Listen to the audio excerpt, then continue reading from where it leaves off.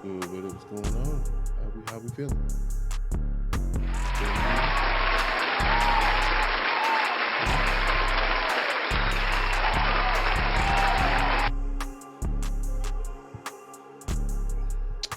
Welcome back to another episode of Kush Equilibrium. I'm your often stoned host, Oops the Great. And today we're going to talk about a little legalization / reclassification or what have you, because we have a new president and we need to know how this is going to affect not only our weed, but our cannabis products that we all enjoy and consume and what have you. And so I just feel like overall it's just important to know what we got coming down the road when it comes to good old Agent Orange. Well, I call him Agent Orange, but Trump. So without further ado, we're gonna check out a video that I lined up. Got it from Forbes, pertaining to what their outlook is as it pertains to cannabis and legalization and possibly or potential reclassification. All right, let's get into this video. Excuse me. The cannabis world has high hopes for the second Trump presidency. While 38 states have some form of legal marijuana sales in a market. Y'all see this map? Look at this map. Because this wasn't always the case, yo. Now, funny story. I took a trip to Las Vegas. Me and the old lady took a road trip. Las Vegas. From Ohio. Excuse me again. We had to, I want to say, was it the way there or the way back? I want to say the way there. We took the way to where you end up going through Nebraska. Y'all see, look, I don't play with Nebraska. Nebraska got some of the toughest marijuana laws on the books. And I'm talking for small possession. We talking under an eighth. Under a little eighty, we get you some serious time in Nebraska. Just food for thought. Market that's estimated to be $30 billion annually, cannabis is still illegal federally. This means plant-touching companies fall under a punitive tax code meant for illicit drug traffickers that eats into profitability. Despite the seeming ubiquity of dispensaries and Americans smoking, eating, and drinking products infused with THC, unlicensed cannabis sales are still rampant, and legal intoxicating hemp products are sold everywhere. And while the Biden administration began the historic move to reschedule marijuana under the Controlled Substances Act, if y'all ever, and again, I'm just talking about us as the cannabis community.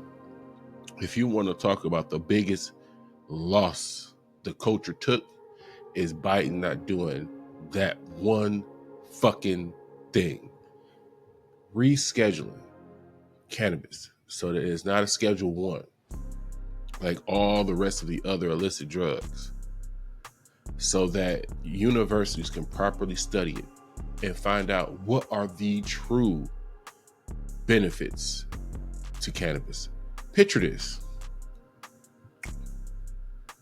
5, 10, 15 of the nation's top universities, if they can get federal funding that they do with so many other things that we don't know about to study cannabis, you don't think no beneficial research is going to come out of that?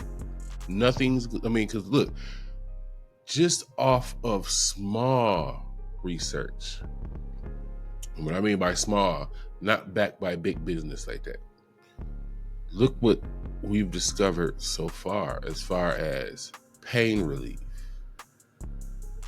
as far as cannabis's ability to help with veterans, PTSD. We've all, look, you can go on YouTube right now, watch the documentaries. Watch the documentaries. That alone set us back years. I mean, years. Easily, hell, 10. Cannabis culture has been set back, at least in my opinion, 10 years because of Joe Biden's inability. I kind of want to say unwillingness, but to be fair, I'll say inability to get the job done. If he did nothing else and came out with that, I think that alone would have been enough to at least change how we look at his presidency to some degree. You saw that state. You saw that map. It's getting greener, and it's only going to get greener. These would have been people who would have been looking at him favorably. That was the ticket to his presidency being a lot better. He didn't realize it because he would have put more pressure.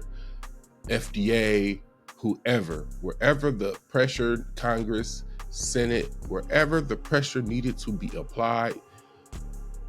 I've seen more stories about him looking like he was lackadaisical asleep than stories about him really pushing for reclassification, which is, again, a major setback for us.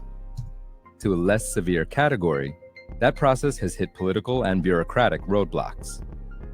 A look at Trump's first term in the White House does not exactly paint him as a friend of the industry. Within the first month of his presidency in 2017, the Trump administration put the recreational marijuana industry on notice, threatening, quote, greater enforcement of federal law.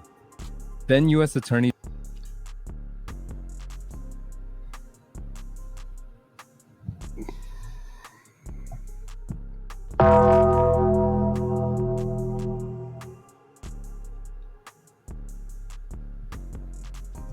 General Jeff Sessions rescinded the Obama-era policies that allowed the recreational pot industry to flourish, sparking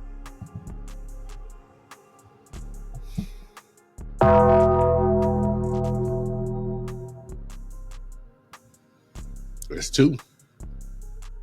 Fear and paranoia across the industry. But eventually, Trump, who like Biden does not drink alcohol, left the state-licensed marijuana trade alone. Since leaving office, however, his stance has evolved. On the campaign trail, Trump voiced his support for rescheduling.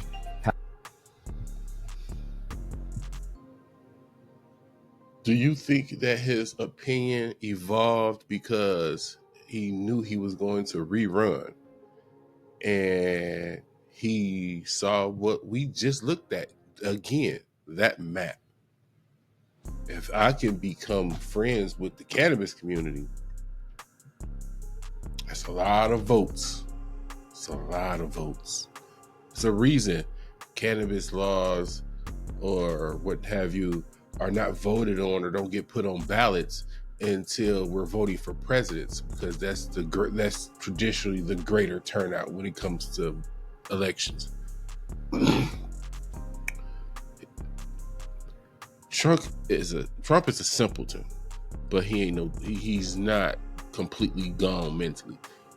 That man can look. I don't know the exact word to call it. Savvy might be the word. He might be a little sassy, but no, savvy. He when it matters to him, I think he knows how to read a room very well, very, very well. He saw that map. And how do you get elected?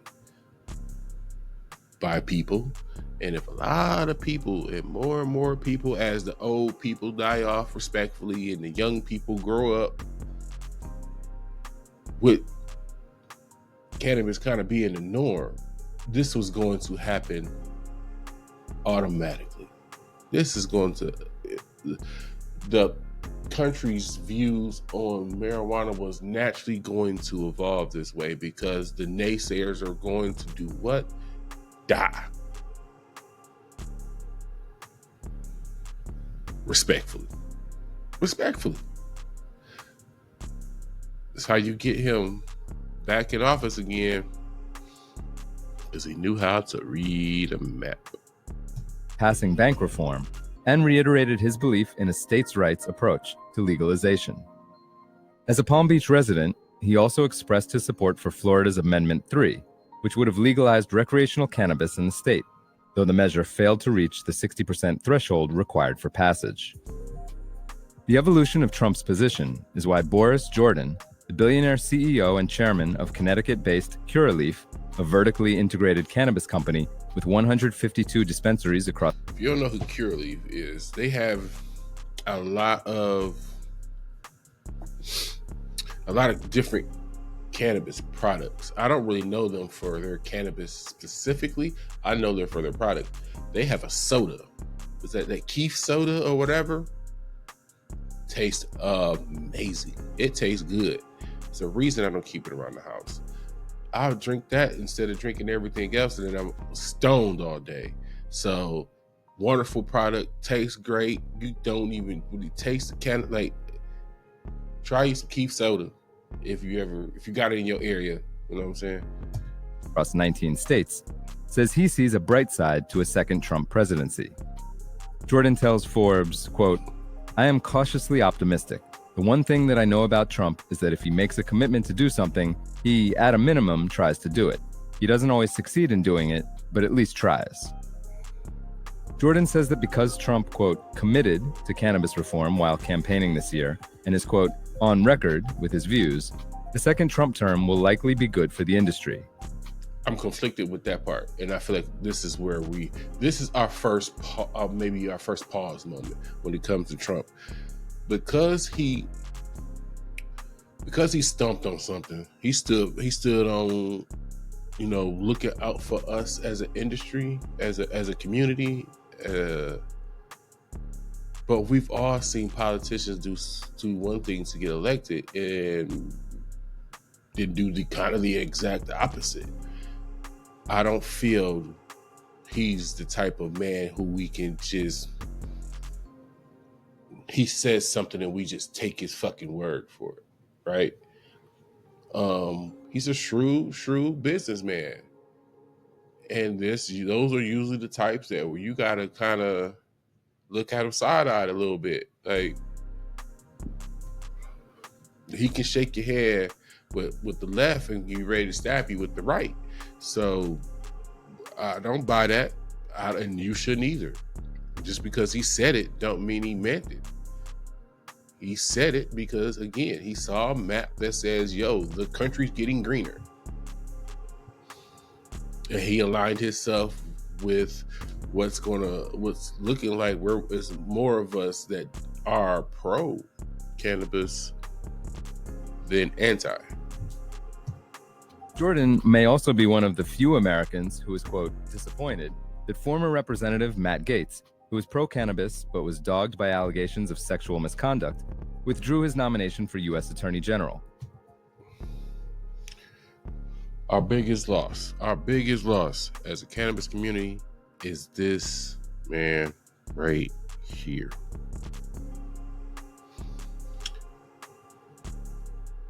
Had he still been around, if we still had him as an ally in what I think is a problematic administration, we'll call it that, because I'm trying to be respectful, regardless of how I feel about Trump. If we still had him, that pivotal 100 days that they talk about so much for every president, that first 100 days that marks and shows us as a people what you are going to do. If this man was still around the first 100 days of Trump's presidency, I firmly believe marijuana would have got reclassified. It would have got reclassified. So it wouldn't have been a Schedule I drug anymore. So it could be studied by universities. And more importantly, something I thought about over the last few days when I really decided to do this topic. You ever go to the dispensary, right? And all they take is cash, right? I mean, I haven't been to a dispensary yet that lets you pull out the good old plastic card or pull out the cell phone and boop, you know what I'm saying? Cash business. If we all are going to dispensaries, paying cash, where does the cash go? You know what I'm saying?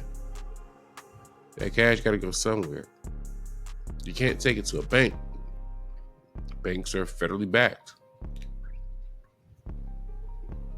So where do you take the money? And I'm gonna do a deeper dive into that on a different episode. But think about it. You reclassify this. Now banks have no issue accepting this money. Now banks have no issue investing in potential cannabis businesses. You open a big door reclassifying this, not only from a studying standpoint, but from an overall development standpoint. And he would have been he was our ticket. He was our ticket to greener days. I firmly believe he was. Jordan says, quote, "That's a big loss for us. I think we would have gotten even more than we wanted and even faster if he became the Attorney General." Mm-hmm. After Gates withdrew his nomination, Trump nominated Pam Bondi, the former Attorney General of Florida, to lead the Justice Department. During her tenure as Florida Attorney General, Bondi opposed the legalization of medical marijuana. The Sunshine State is now the country's largest medical cannabis market, with more than $2 billion in annual sales.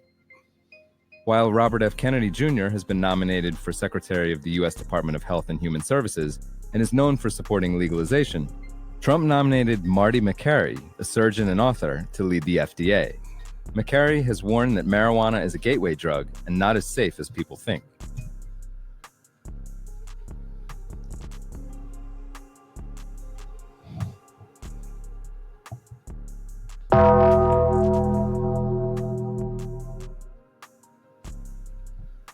This the same damn man that was against what was it? Something to do with COVID-19. I got a note. I got my notes around here somewhere. He was against the COVID-19 vaccine.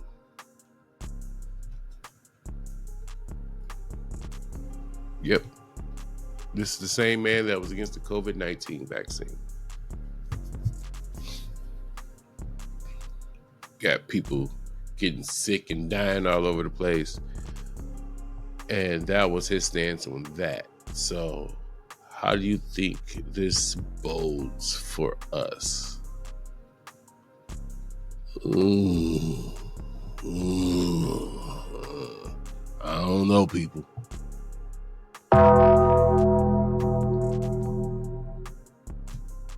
But Jordan believes that, quote, "as long as it's a person who is going to do what Trump tells them to do, I think we should be in good shape." The legendary... Is he? Is he?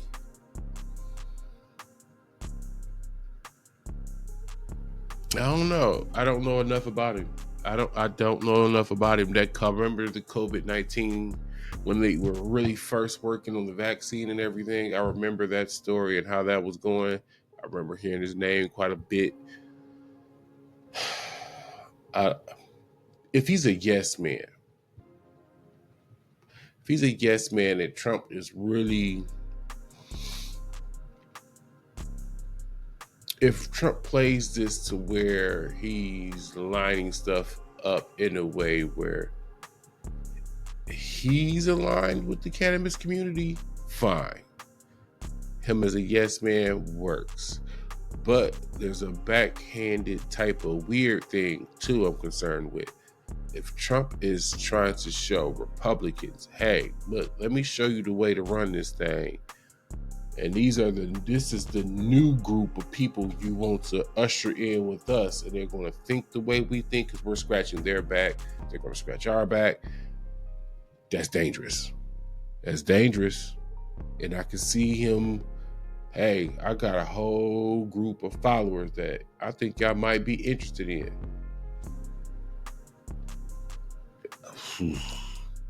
Litigator David Boies, who is preparing to argue his case seeking to federally legalize state-licensed marijuana in court in early December, shares Jordan's optimism that a second Trump term will bode well for the cannabis industry. Boies says, quote, "We are much more likely to see positive change. Trump's default is to let the states have it. His inclination is to let people do what they want."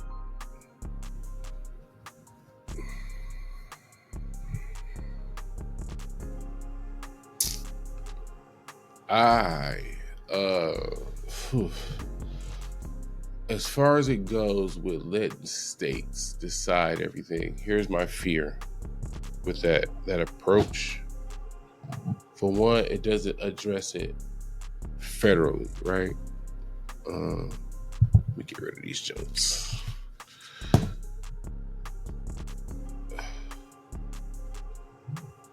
For one, it doesn't take care of things federally.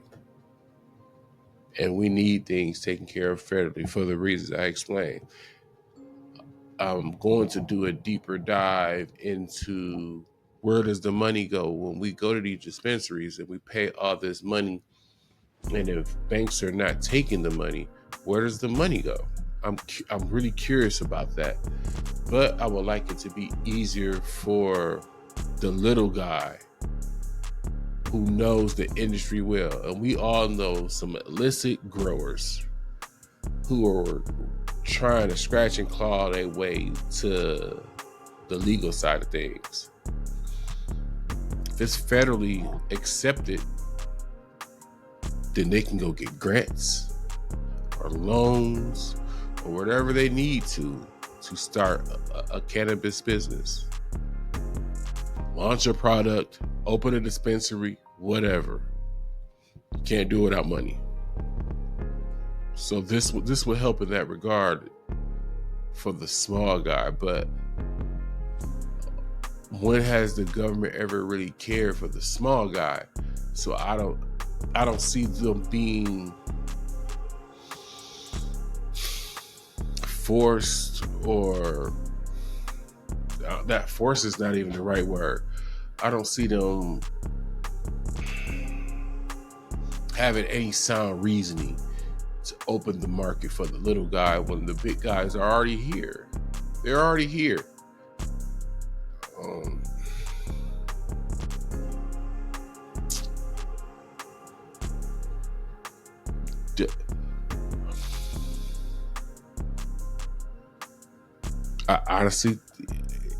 I honestly think there's only one course of action, and that's it needs to be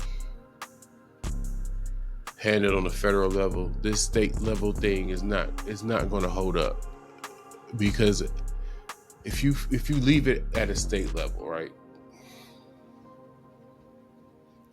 as we go through many administrations and what have you, what's to stop the next president from deciding, hey, I don't agree with this, and comes in, and here we are looking at news stories, DEA task force, multiple nationwide raids and all this other stuff. Like, let's abolish the possibility of that happening. Let's just abolish it. Get it out the way so it can't happen at all. That's the best way to go.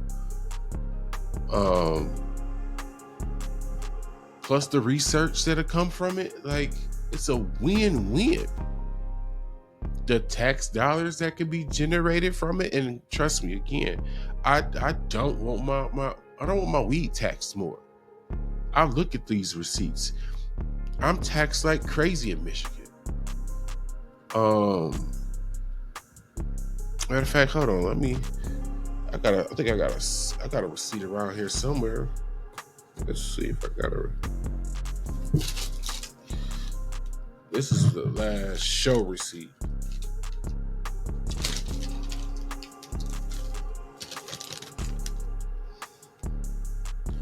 I technically only grabbed one thing, but I did my little receipt cash in thing for my points. So let's see here.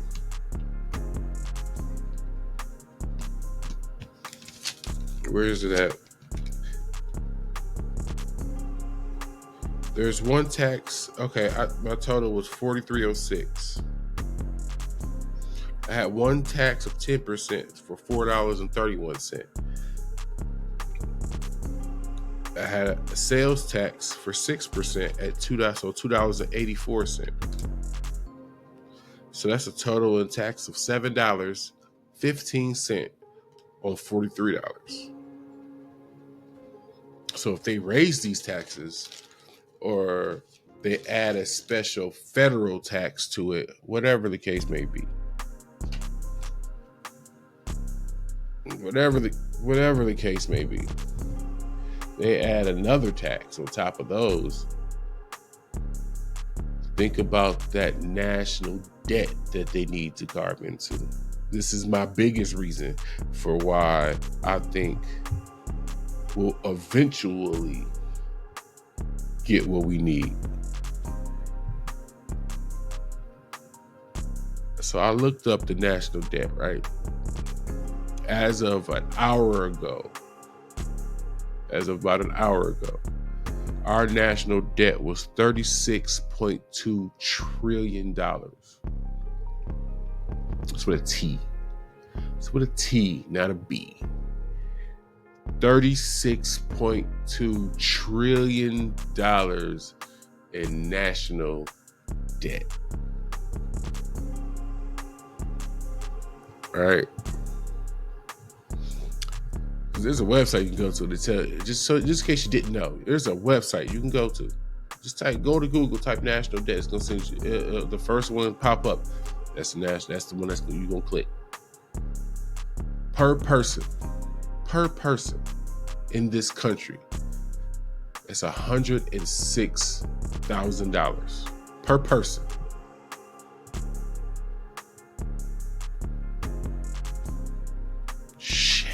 That's a lot of money, bro.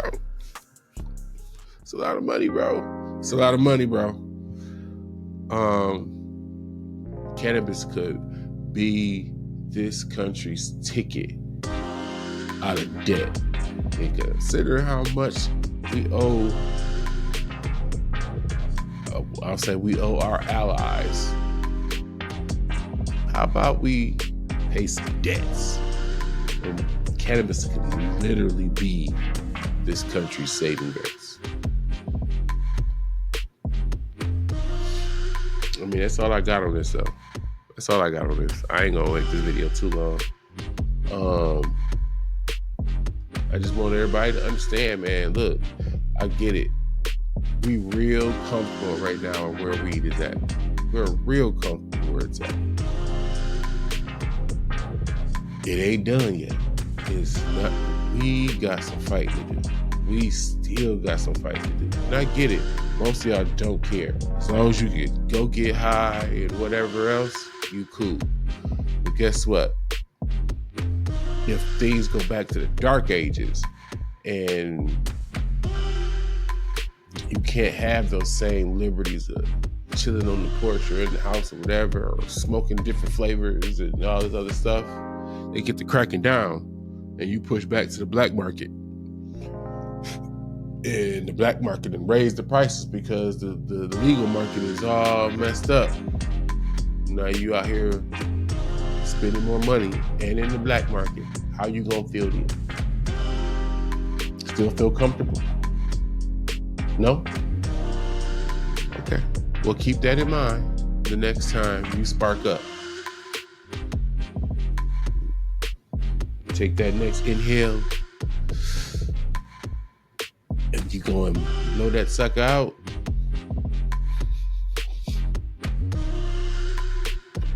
You gotta think. Damn, I don't want this shit to go. Damn, I don't want this shit to go. So, that's all I got for y'all. Think on it. We got work to do. I'm out.